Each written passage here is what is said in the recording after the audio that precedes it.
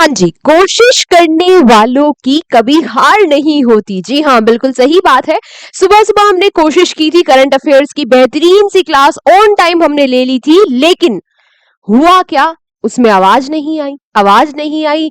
तो अब बहुत सारे बच्चे परेशान हो गए, क्योंकि क्लास तो हो गई लेकिन उनको कुछ सुनाई नहीं दे पा रहा। इसीलिए अब हम दोबारा से अच्छी सी बेहतरीन सी कोशिश कर रहे हैं, आपको सारे करंट अफेयर्स के, कल तक के 10 इंपॉर्टेंट करंट अफेयर्स को अच्छे से समझाने की, ताकि वो आपके दिमाग में बैठ जाए, आपको सारी चीजें अच्छे से याद हो जाए और आप एग्जाम में भी उनको बिल्कुल सही से कर पाए। तो चलो शुरू कर देते हैं आज की करंट अफेयर्स की क्लास को एक बार फिर से आवाज के साथ। आज का पहला प्रश्न आप सभी लोगों के सामने क्या है कि recently in which state was the first women operated solar energy project launch. आपसे पूछा गया था कि अभी हाल ही में किस राज्य में महिलाओं द्वारा संचालित पहला सौर ऊर्जा परियोजना शुरू की गई। देखो, मैं आपको हर बार बताती हूं, अगर कुछ भी फर्स्ट है, पहला है, वो इंपॉर्टेंट है, और कहीं उसमें महिलाएं रिलेटेड है तो और भी ज्यादा इंपॉर्टेंट है। कहीं भी अगर रिन्यूएबल एनर्जी की, सोलर एनर्जी की, विंड एनर्जी की कोई बात हो रही है तो वो प्रश्न भी इंपॉर्टेंट है, और इसमें तीनों ही बातें आ गई तो इसका मतलब ये प्रश्न सुपर इंपॉर्टेंट हो गया, है ना। तो ये कहां पर स्थापित हुआ है मैं आपको बता देती हूं। पहले जान लो इसकी कैपेसिटी कितनी है। 1 मेगावाट की इसकी कैपेसिटी है। ये जो पावर प्रोजेक्ट है ये बना है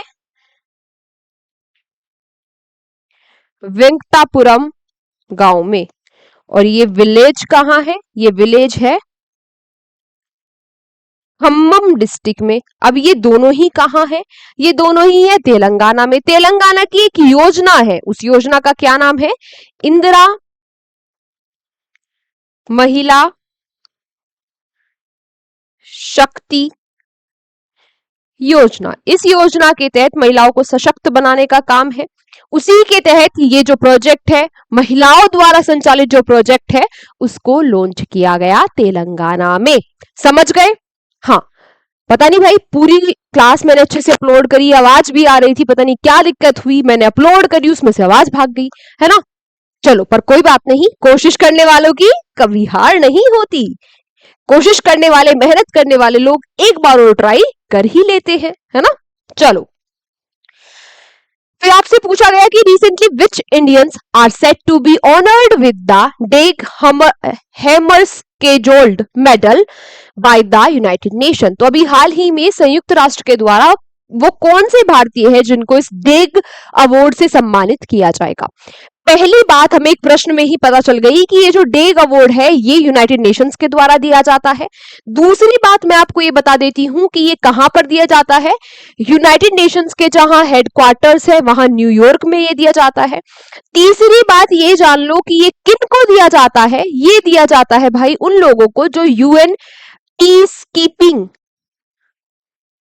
कीपिंग जो फोर्सेस है उनमें काम करते हैं और शहीद हो जाते हैं। यानी कि ये जो अवार्ड है ये पोस्ट्यूमसली दिया जाता है। आप लोगों को पता होगा यूनाइटेड नेशन में 190 प्लस कंट्रीज है। यूएन एक पीस कीपिंग मिशन भी चलाता है अपना, कि अगर कहीं भी दो देशों के बीच में या कहीं भी कोई भी कॉन्फ्लिक्ट हो रहा है तो यूएन क्या करता है, वापस शांति बनाने के लिए पीस कीपिंग फोर्सेस भेज देता है। अब जितने यूएन के मेंबर कंट्रीज हैं वहां से हर देश से, या जिस देश के पास कैपेसिटी है जो चाहता है, वो अपनी फोर्सेस यूएन पीस कीपिंग में भेज देता है ना। फोर्स कहां से आती है यूएन के पास, अपने मेंबर कंट्रीज से। अच्छा, तो भारत भी बढ़ चढ़कर हिस्सा लेता है यूएन पीस कीपिंग मिशंस में। उन्हीं में हमारे दो जवान गए थे, एक हमारे हरभजन सिंह और एक सुरजीत कुमार प्रधान। हरभजन सिंह ने कोंगो मिशन में पार्टिसिपेट लिया था और सुरजीत सिंह ने सूडान मिशन में, साउथ सूडान मिशन में। ये दोनों शहीद हो गए। अब इनको इस डेग अवार्ड से सम्मानित किया जाएगा यूनाइटेड नेशंस के द्वारा। अच्छा, ये जो डेग अवार्ड है, ये डेग अवार्ड किसके नाम पर ये नाम रखा गया, तो यूनाइटेड नेशन के जो सेकंड सेक्रेटरी जनरल थे उनके नाम पर ये नाम पड़ा है इस अवार्ड का, उनके नाम पर ये अवार्ड दिया जाता है। 1961 में इनकी भी मृत्यु हो गई थी। ठीक है, सारी बात समझ में आई। क्या अवार्ड है, कहां दिया जाता है, किसके द्वारा दिया जाता है, किसको मिलेगा, जिसको मिलेगा क्यों मिलेगा, किसके नाम पर अवार्ड का नाम रखा गया, सारी बातें क्लियर, एकदम क्रिस्टल क्लियर। चलो, इसी के साथ चलते हैं अगले प्रश्न पर। Recently who author the book title India's first Olympic gold. अभी हाल ही में किताब जो है वो रिलीज हुई जिसका टाइटल क्या है, इंडियाज फर्स्ट ओलंपिक गोल्ड। आपसे पूछा कि इसके लेखक कौन है, इसके ऑथर कौन है। इस किताब को लिखा है के अरुमुगम ने। किस पर बेस्ड है, 1928 में 1928 में भारत की हॉकी टीम ने जो पहला गोल्ड मेडल जीता था भारत के लिए ओलंपिक्स में, उस पर बेस्ड है। अच्छा ये बात भी याद रख लेना, पूछ लेगा कि 1928 में ओलंपिक्स हुए कहां थे, तो 1928 में ओलंपिक्स हुए थे भाई एम्स्टर्डम में। ठीक है, सीधा सीधा प्रश्न कर लेगा कि भारत ने पहला गोल्ड मेडल कब जीता ओलंपिक्स में, 1928 में। अच्छा किसके, भारत की हॉकी टीम ने पहला गोल्ड मेडल 1928 में किस ओलंपिक्स में जीता, तो एम्स्टर्डम ओलंपिक्स में। कुछ भी घुमा फिरा के पूछे हमें सब पता है। अच्छा ये जो किताब है ये रिलीज किसके द्वारा की गई, यानी कि इसका विमोचन किसके द्वारा किया गया, तो इसको रिलीज किया है पीटी उषा ने। पीटी उषा ने, ठीक है। PT Usha Indian Olympic association की अध्यक्ष है। ठीक है, याद रखना ये बात भी। देन आपसे अगला प्रश्न किया गया कि recently the supreme court upheld how much GST on online gamings. तो सुप्रीम कोर्ट ने भी ऑनलाइन गेमिंग्स पर कितना परसेंट जीएसटी जो है उसको बरकरार रखा, 28% जीएसटी को ही बरकरार रखा। Recently, which countries' armed forces were included for the first time in the UN blacklist on conflict-related sexual violence? यानी कि यौन हिंसा के लिए वो किस देश की फोर्सेस है जिनको ब्लैक लिस्ट कर दिया गया यूएन के द्वारा। आप लोगों को पता होगा इजराइल और हमास के बीच में काफी लंबे टाइम से घमासान चल रहा है, युद्ध चल रहा है। अब इजराइल ने कुछ पैलेस्टीन के और जो गाजा पट्टी के कुछ एरिया है जहां पर कब्जा कर लिया, वहां पर जो महिलाएं थी, इजराइल की जो फोर्सेस है, इजराइल के जो सैनिक है, उन्होंने उनके साथ दुष्व्यवहार किया, दुष्कर्म किया, जिसकी वजह से यूएन ने इनको ब्लैक लिस्ट कर दिया, इनको इजरायली फोर्सेस को। इसके अलावा रशिया की जो फोर्सेस है वो ऑलरेडी इस लिस्ट में शामिल है। Recently who has launch the Adarsh Shahar Samriddhi योजना।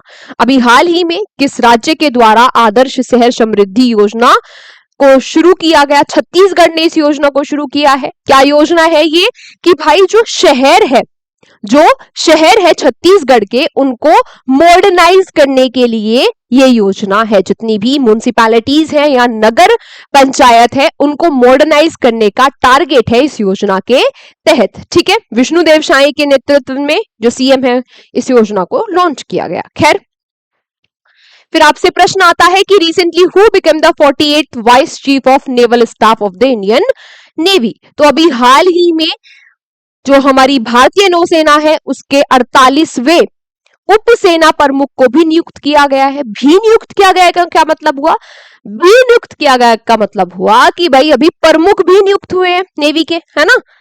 नेवी के अभी नए चीफ भी बने हैं। इसके अलावा अभी हमारे नए सीडीएस भी बने हैं, चीफ ऑफ डिफेंस स्टाफ भी बने हैं।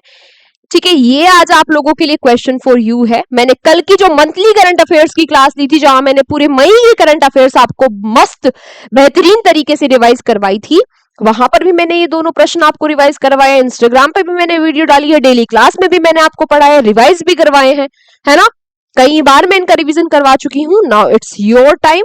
अब आपको मुझे इसका आंसर देना है। आपको पता है, वेल एंड गुड, क्लास के तुरंत बाद आंसर दे देना, और अगर नहीं पता है भले ही सर्च करके आंसर देना, लेकिन आंसर देना, क्योंकि ये बात आपको पता होनी चाहिए, है ना। एक एस्पिरेंट हो आप, एग्जाम में यहां से प्रश्न बनेगा, ये बात तो ठीक है, लेकिन अगर आप पढ़ रहे हो, पढ़ने लिखने वाले बच्चे हो, तो इतनी बेसिक नॉलेज तो आपको भारत के बारे में होनी ही चाहिए। समझ गए, समझ गए। और जो अच्छे बच्चे हैं वो साथ साथ मुझे ये भी बता देंगे कि हमारी इंडियन आर्मी और एयरफोर्स के चीफ कौन है। ठीक है, समझ गए, चलो बहुत अच्छी बात। तो वाइस चीफ कौन बने हैं, अजय कोचर। कौन बने हैं, अजय कोचर। चलो बात आती है 8th क्वेश्चन की। Recently what is the main objective of project zero initiative launch by the government of Kerala. अभी हाल ही में केरला की सरकार के द्वारा, जो केरलम हो चुका है, केरलम की सरकार के द्वारा प्रोजेक्ट जीरो को शुरू किया गया। आपसे पूछा ये प्रोजेक्ट जीरो किसके लिए है, तो केरल में करप्शन को जड़ से खत्म करने के लिए, भ्रष्टाचार के लिए जीरो टॉलरेंस रखेगा अब केरल, उसके लिए ये अभियान शुरू किया गया जिसका नाम क्या है, प्रोजेक्ट जीरो।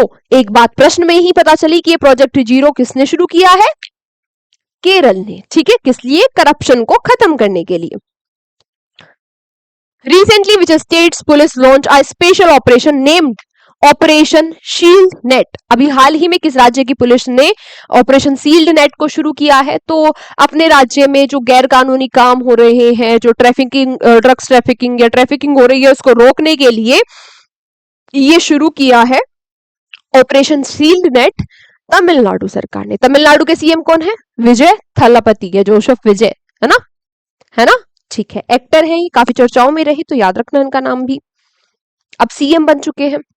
आज का अंतिम प्रश्न, recently notable modern Urdu poet Bashir Badr passed away, in which year was he awarded the Padmashri. Bashir Badr ji का निधन हो गया है। ये क्या है, ये बात हमें प्रश्न में ही बता दी किससे संबंधित है ये, कि ये भाई पोएट है ना, कविताएं ये लिखते थे, लेखन से संबंधित है। अब आपसे पूछ क्या लिया कि इनको किस साल में पद्मश्री, जो कि हमारे भारत का 4th हाईएस्ट सिविलियन अवार्ड है, उससे इनको किस साल, किस वर्ष सम्मानित किया गया, तो इनको 1999 में पद्मश्री से सम्मानित किया गया था। आज की क्लास हमारी यहीं तक है। कल मैं आपको सारे मई के महीने के करंट अफेयर्स रिवाइज करवा चुकी हूं, इसलिए आज की क्लास में हमारी रिवीजन सेशन, लास्ट में जो 2 मिनट का पिछले दिन का हम रिवीजन करते हैं वो नहीं रहेगा, क्योंकि कल हम सब निपटा चुके हैं। ठीक है, कल वाली क्लास से रिवीजन भी ऐड रहा करेगा पहले दिन का। तो ये क्लास हमारी यहीं तक थी। Thank you so much everyone, class में अंत तक बने रहने के लिए। इस क्लास की पीडीएफ आपको मिल जाएगी नीचे दिए गए जो पिन हो रखा है कमेंट बॉक्स में टेलीग्राम चैनल, उस नए टेलीग्राम चैनल पर आपको पीडीएफ मिलेगी। ठीक है, क्लास के सारे नोटिफिकेशंस वगैरह भी आपको उसी चैनल पर मिला करेंगे। मिलते हैं आपसे कल की क्लास में, तब तक आप लोग यूं ही हंसते रहिए, मुस्कुराते रहिए, शिद्दत और ईमानदारी के साथ मन लगाकर अपनी पढ़ाई करते रहो। Take care, bye bye. Revision कर लेना और आज के आज नोट्स बना लेना। बाय बाय, मिलते हैं कल की क्लास में ठीक सुबह 7 बजे आवाज के साथ।